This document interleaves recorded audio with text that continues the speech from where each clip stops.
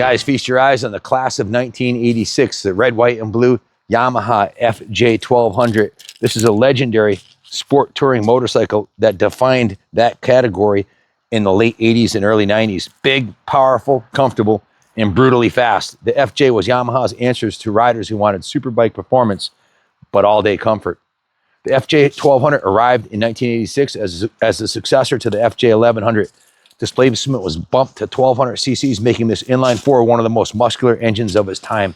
Air and oil cooled with 4 valves per cylinder and 4 big Mikuni carburetors, it pumps out around 130 horsepower and nearly 80 pound-feet of torque.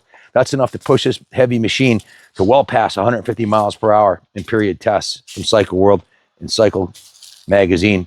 Built around a steel perimeter frame, the FJ balanced sport bike agility with long-distance comfort. Telescopic forks up front, a monoshock at the rear, and triple disc brakes give it serious road manners. Later versions even offered ABS, which was cutting-edge technology back in the early 90s. On the road, the FJ1200 is all about torque. You don't need to scream it to redline. Just roll on the throttle, and it surges forward with effortless power. It's stable at speed, comfortable for hours in the saddle, and surprisingly practical sport tourer for its size. But make no mistake, this is still a heavy bike. Tipping the scales at over 580 pounds wet.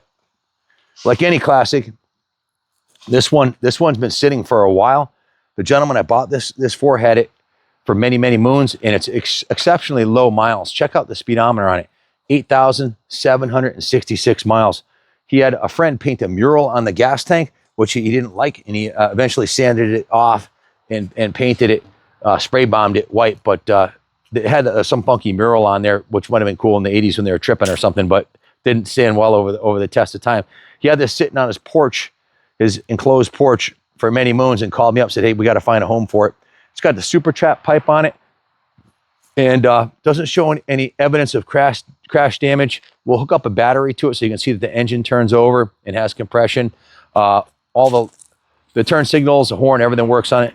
Hey guys, can you hook up a battery to it? The bike has a ton of potential. It's got very low miles. I think this is the lowest mileage of any FJ1200 we've had in the shop.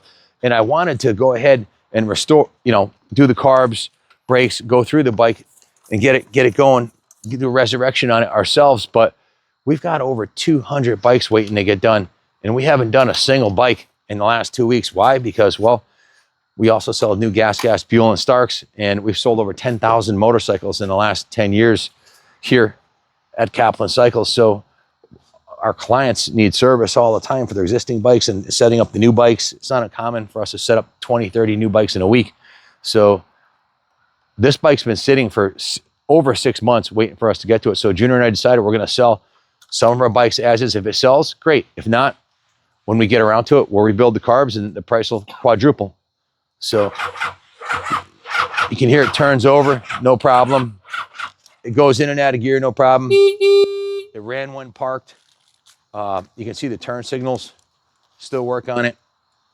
That's the right turn signal, left turn signal. Gauges are nice and crisp and clear. Horn works, electric start works. Does the tail light work? Brake light? Yep. Brake light works.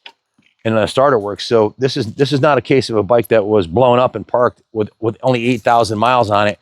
It was parked because, well, he was doing other things and let it sit for a couple of years, and the carbs needed to be clean. He never got around to it. So he called us and said, Ken, if you guys want it, gave me a fair price. I went up and bought it. I figured we would repaint the tank, maybe repaint the whole bike, put a new graphics kit on it, do the carbs, and you'd have yourself a beautiful Yamaha, and it'd probably be worth between $500 and $7,500 depending on paint job and how the rest of it came out. But now we're going to offer it at a very low price. If I can get back out of it what we paid for it, I'll be happy, and let somebody else do the work. At 150 bucks an hour, it adds up quick when we do it. But the parts, I doubt you'd have, between the carb kit, a battery, brakes, whatever you get, you'd probably spend less than $1,000 in parts. And if you have a friend that's a painter, you can buy the graphics kit for probably 200 bucks, paint it, put the graphics on, you're golden. I just don't have the time to do it, and we're putting it up for someone else to get to resurrect it themselves. Let me turn it around so you can see the other side in the sun here. The original saddles still got the original upholstery on it. It's got all 4 turn signals, the mirrors, We don't part out bikes here, but if you did, there's a fortune of parts on this thing. All the original cycle parts are in good condition. As you can see, this side of the bike looks good too.